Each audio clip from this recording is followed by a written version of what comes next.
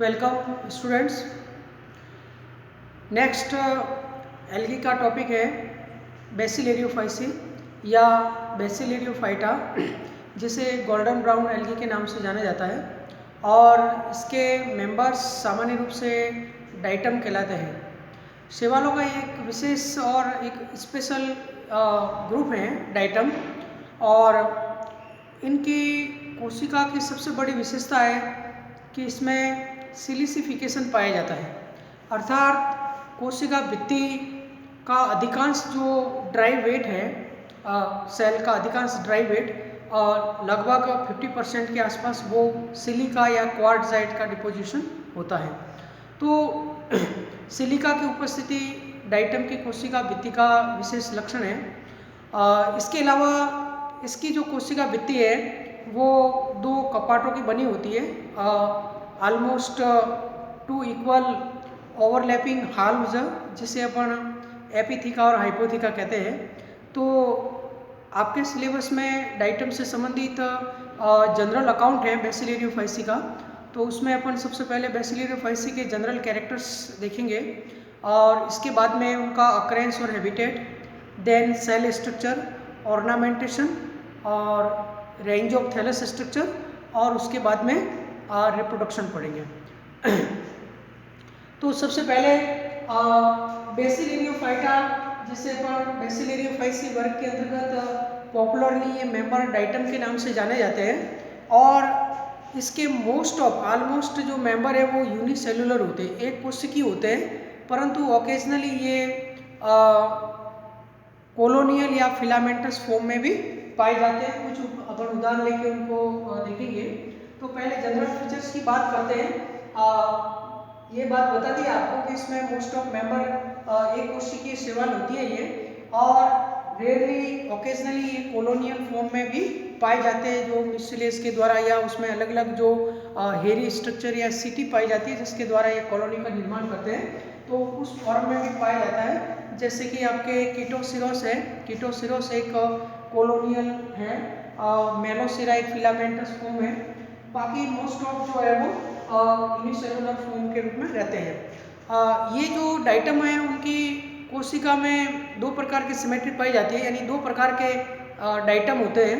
एक में radial symmetry पाई जाती है, और अगर उसका अपन क्लासिफिकेशन देखते हैं तो एक पिनियल्स कहलाते हैं और दूसरे सेंट्रल्स कहलाते हैं।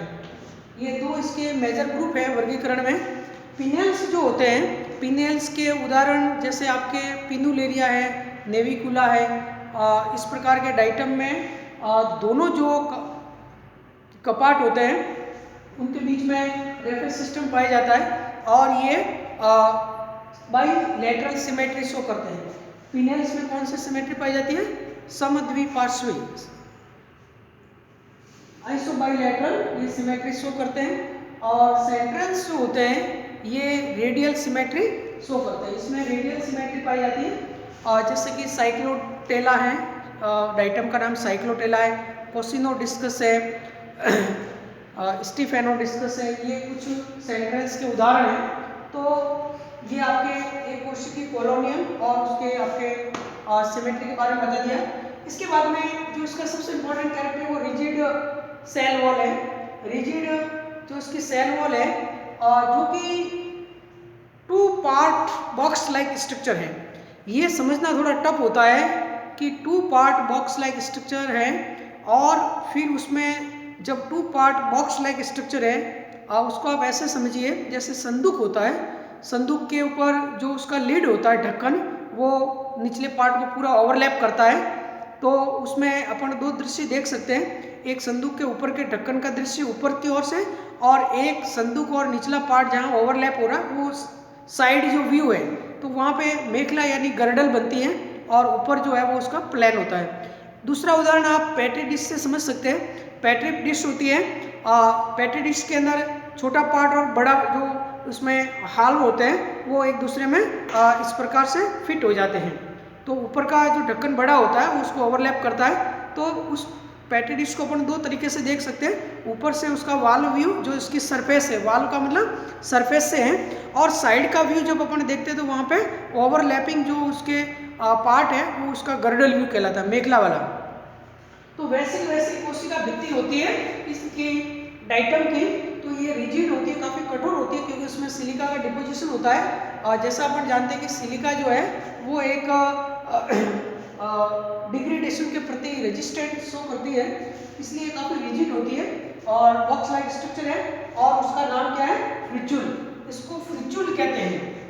ये फ्रिचुल जो होता है ये 2 कपाट का बना होता है हाल्व, और ये अपन इस डायग्राम से आगे देखेंगे, उसको एपिथिका और हाइपोथिका के नाम से जाना जाता है।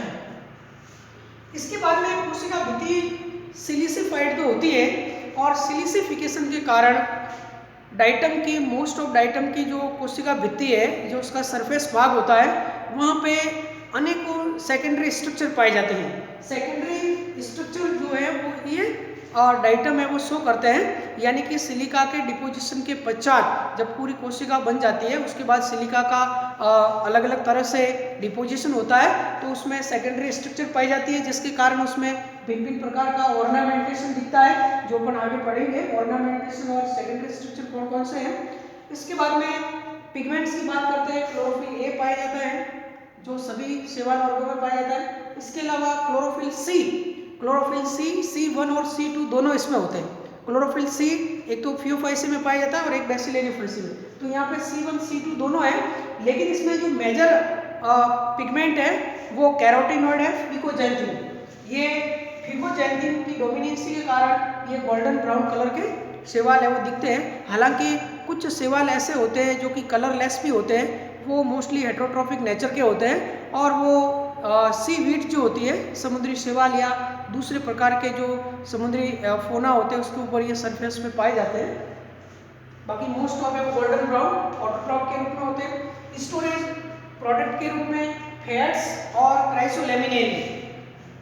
फैट्स के अलावा इसमें क्राइसोलेमिनेरिन जो है वो पाया जाता है, जिसमें ग्लूकोज की 1,3 और 1,6 यूनिट्स जो है वो लिंकेज पाए जाते हैं क्राइसोलेमिनेरिन फैट्स।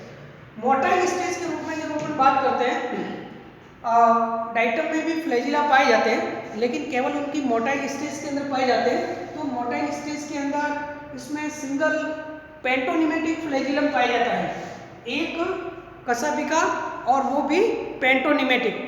पेंटोनिमेटिक का मतलब जो है उसमें मेस्टिकोनिम्स हेयरी स्ट्रक्चर पाए जाते हैं, तो वो सिंगल फ्लैजिलम पेंटोनिमेटिक होता है। और उसकी खासियत क्या होती है कि उसकी फ्लैजिलम के इंटरनल स्ट्रक्चर में जो सेंट्रल डबलेट है वो एब्सेंट होते हैं, यानी उसमें केवल 9 डबलेट्स पाए जाते हैं। यहाँ पे 9+2 का अरेंजमेंट नहीं होता, ओनली पेरिफेरल 9 डबलेट्स है वो आपके प्रेजेंट रहते हैं।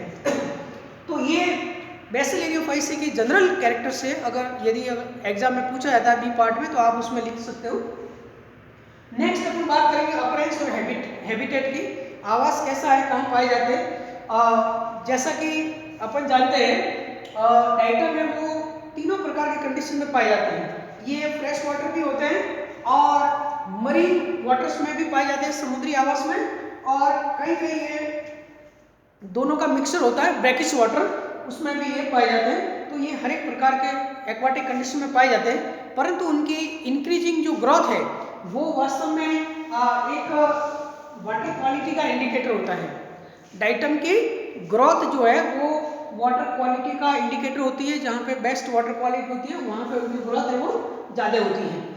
इसके अलावा डाइटम जो है वो बहुत ही इम्पोर्टेंट, जो अगर अपन मरीन इकोसिस्टम की बात करते हैं, तो मरीन इकोसिस्टम में जो फोना है वो फोना वाटर बॉडी के बॉटम में डिफरेंट टाइप के फ्लोरा और फोना है वो फूड चेन बनाते हैं, और उस फूड चेन के अंतर्गत ये जो डाइटम है ये आपके provide basic food for aquatic फोना, जलीय जंतुओं के लिए एक बेसिक फूड जो है वो प्रोवाइड कराते हैं, और जो मरीन इकोसिस्टम का ये एक मेजर पार्ट होते हैं। और कुछ डाइटम जो है वो दूसरे जो एक्वाटिक माइक्रोब्स या एनिमल्स है उसके साथ में मिक्सचर के रूप में पाया जाता है अलग अलग, और उसको पेरीफाइटोन भी कहते हैं।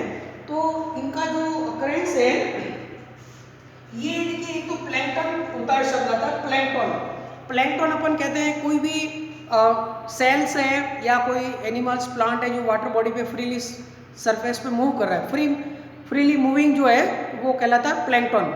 अगर वो प्लांट है तो फाइटोप्लैंकटन और एनिमल है तो जू प्लैंकटन कहलाता है। तो मोस्ट ऑफ डाइटम है वो प्लैंकटोनिक फॉर्म में पाए जाते हैं, लेकिन इसके अलावा ये एपिफाइट के रूप में भी पाए जाते हैं, अधिपादप के रूप में भी पाए जाते हैं, और रेयरली ये पेरीफाइटोन के रूप में भी पाए जाते हैं। पेरीफाइटोन यानी उसमें सिम्बायोसिस के रूप में, मिक्सर के रूप में भी पाए जाते हैं। यदि अगर उनकी न्यूट्रिशन की बात करते हैं तो न्यूट्रिशनली ये फोटोसिंथेटिक और ऑटोट्रॉप्स होते हैं मोस्ट ऑफ, लेकिन कुछ डाइटम हेटेरोट्रॉप्स भी होते हैं और रेयरली ये सिम्बायोटिक इसमें भी मिलते हैं। तो ये उनका अक्रेंस के बारे में है। और यदि अगर डाइटम का एक तुम्हारे इकोनॉमिक इम्पोर्टेंस ऑफ एल्गी में प्रश्न आता है डाइटोमेसिस अर्थ का, डाइटोमेसिस अर्थ या उसे डाइटोमाइट कहते हैं, और उसका बहुत ही महत्व है। जो कॉमर्शियल एप्लीकेशन है उनका इंडस्ट्री के अंदर वो बहुत ही ज़्यादा है। जो डायनामाइट के निर्माण में भी उसका प्रयोग किया जाता है डाइटोमेसिस अर्थ का। तो ये कैलिफोर्निया यूएसए में, कैलिफोर्निया में लॉम्पॉक स्थान है समुद्र तट पे, वहाँ पे बहुत लार्ज उसका डिपोजिशन है वो पाया जाता है, उसे डाइटोमेसिस अर्थ कहते हैं। और उसको माइन करके उसमें से एक्सट्रैक्ट निकाल के फिर उसको इंडस्ट्री के अंदर उसका एप्लीकेशन किया जाता है, ज़्यादातर फर्नासेस के रूप में, क्योंकि उसमें सिलिका पाई जाती है और ये टेम्परेचर रेजिस्टेंट होते हैं। तो उसमें ये आपके डायनामाइट में भी ये साडस्ट के रूप में, नाइट्रोग्लिसरीन के एब्जॉर्प्शन के रूप में भी पाया जाता है, उसका प्रयोग होता है। तो ये आगे अपन इकोनॉमिक इम्पोर्टेंस में भी इसको देखेंगे सिलिसिफिकेशन के अंतर्गत।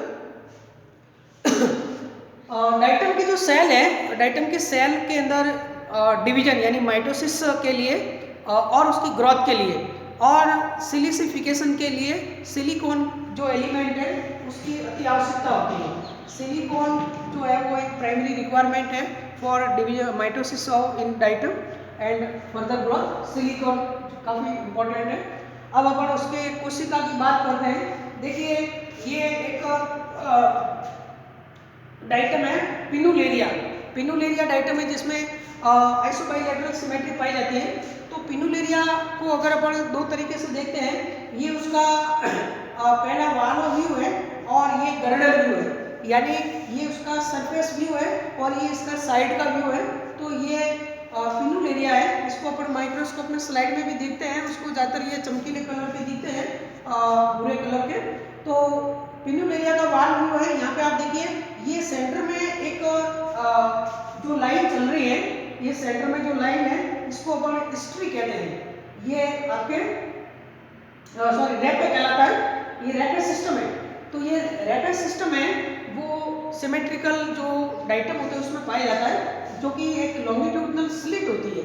ये जो थीका होता है, एपीथीका या हाइपोथीका जो भी है, उस थीका के अंदर एक सेंट्रल एक स्लिट होती है, उसे अपन रैपे सिस्टम कहते हैं। तो रैपे सिस्टम में यहाँ पे एक पोलर सेंट्रल नोड्यूल है और सेंट्रल नोड्यूल टर्मिनेट होते हैं दो पोलर नोड्यूल के अंदर। इसके अलावा उसके चारों तरफ जो है वो स्ट्री पाई जाती है। ये कुछ सिलिका का एक लीनियर लाइन के रूप में ऑर्नामेंटेशन है, जिसे क्या कहते हैं, स्ट्री कहते हैं। तो ये साइड में स्ट्री आपको मिलेगी। तो ये उसका थीका वाला व्यू है। अब अपन उसका गर्डर व्यू देखते हैं साइड से।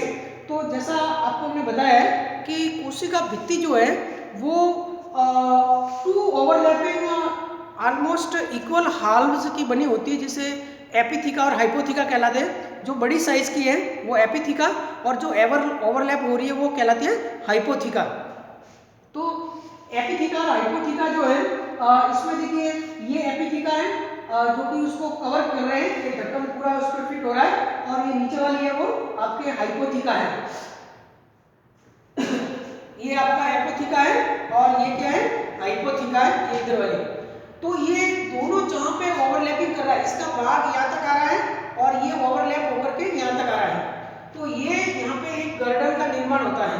ये क्या कहलाती है, गर्डर कहलाती है। और ये वाल्व बनता है, ये इसका वाल्व है और ये इसकी गर्डर है। गर्डर के बाहर वाला भाग वाल्व कहलाता है और ओवरलैपिंग पार्ट है वो गर्डर कहलाती है। और ये एपीथीका और एक हाइपोथीका। अब देखिए जहाँ पे ये गर्डर बन रही है उसके सेंटर में एक एक्सिस चलता है। ये सेंटर का एक्सिस है वो इस प्लेन के थ्रू चलता है, ये वाल्वर प्लेन कहलाता है। और उसके परपेंडिकुलर यानी राइट एंगल पे 90 के एंगल पे ये जो आपके पोलर नोड्यूल के थ्रू जो आपके पार्ट है वो पर वाल्वर एक्सिस कहलाता है। ये पर वाल्वर एक्सिस कहलाता है। तो एपिथीका हाइपोथीका क्या होती है इसके बारे में आपको पता होना चाहिए।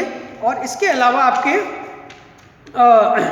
इसमें एपिथीका वाल्व जो होता है, वाल्व में भी एक एपी वाल्व होता है और एक हाइपो वाल्व। इसी प्रकार से अगर अपन कनेक्टिंग बैंड की बात करते हैं तो एपी सिंगुलम और हाइपो सिंगुलम, कनेक्टिंग बैंड में भी एक कनेक्टिंग बैंड छोटा बड़ा है। तो कनेक्टिंग बैंड का जो पार्ट है वो एपी सिंगुलम और हाइपो सिंगुलम के नाम से जाना जाता है। तो ये आपको अच्छी तरह से समझना है कि एपिथीका हाइपोथीका क्या है। एपिथीका हाइपोथीका वास्तव में कोशिका भित्ति के दो पार्ट है और जैसे और संपूर्ण इस कोशिका भित्ति को स्पिक्यूल के नाम से जाना जाता है। इसके बाद इसमें रेगुलर जो है वो सिलिका का डिपोजिशन होता है। तो आगे अपन देख रहे हैं कि किस प्रकार से डाइटम में सिलिका का डिपोजिशन पाया जाता है।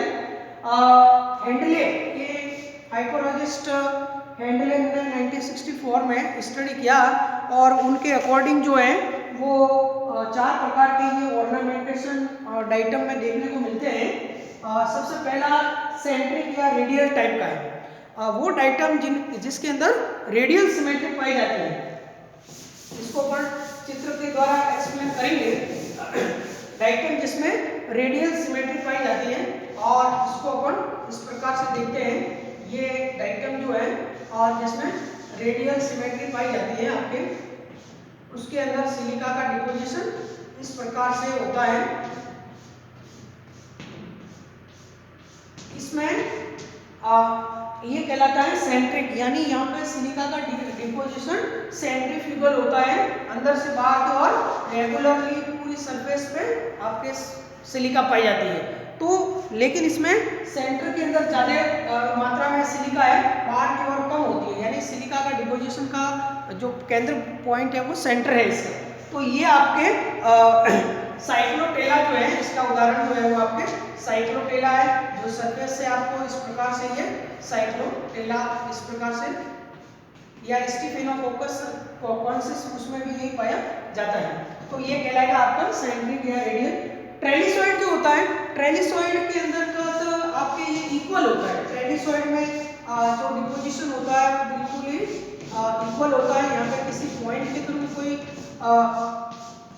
ऑर्नामेंटेशन नहीं होता है, बिल्कुल इक्वल होता है। और इसका ये जैसे पक्षी के पंख जो होता है उसके समान जो संरचना है वो आपके इसमें देखने को मिलती है। तो ये आपके सेकंड जो है वो ट्रेलिसॉइड है और यहाँ पे ये एक समान डिपोजिशन सरफेस पे प्लेन भी होता है, वाल भी उसमें पाया जाता है। तो ये सेंट्रिक में साइक्लोटेला है, कोसिनोडिस्कस है, इसके अलावा ट्राइलेसॉइड के यूनोसिया, ये आपके यूनोसिया जो होता है इस प्रकार का डाइटम है वो यूनोसिया के अंतर्गत आपको देखने को मिलता है। फिर गोनोइड आता है। गोनोइड का मतलब एंगुलर होता है। यहाँ पे जो सिलिका का डिपोजिशन है वो आपके इस प्रकार से, इसको आप एक्सप्लेन कर सकते हो।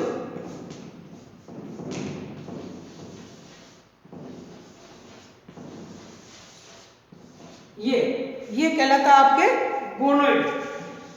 इसको आप और आगे बढ़ाओ, ये गोनोइड होता है। तो यहाँ पे देखिए ये प्लेन जो पार्ट है, वाल व्यू है, यहाँ पे 3 अलग अलग जो एंगल है जहाँ पे सिलिका का डिपोजिशन आपको देखने को मिलेगा। और इसका उदाहरण जो है वो ट्राइसिलेटम है। ट्राइसिलेटम के अंदर अगर आप उसको, आपको इस टाइप से ये दिखाई देता है। ये ट्राइसिलेटम है, ये एग्जांपल यहाँ लिखे हुए ट्राइसिलेटम। इसके बाद पिनेट आता है। पिनेट जो है इसमें बाइलेटरल सिमेट्री जिसमें पाई जाती है और उसका उदाहरण आपके क्या है, नेविकुला है पिनेट के अंदर। तो नेविकुला एक बहुत ही फेमस, ये जो बेलन होता है उसके समान होता है नेविकुला। और नेविकुला में आप देखिए ये सिलिका का डिपोजिशन आपको इस प्रकार से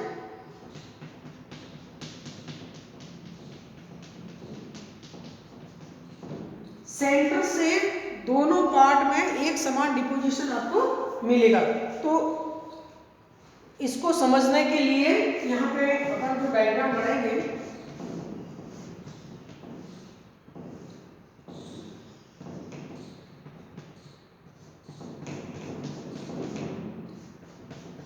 ये नेविकुला है, तो इसमें आपके जो सिमेट्री पाई जाती है वो बाई रेडियल सिमेट्री पाई जाती है, बाई लेटरली सिमेट्रिकल, और उसमें इस प्रकार का डिपोजिशन पाया जाता है। तो ये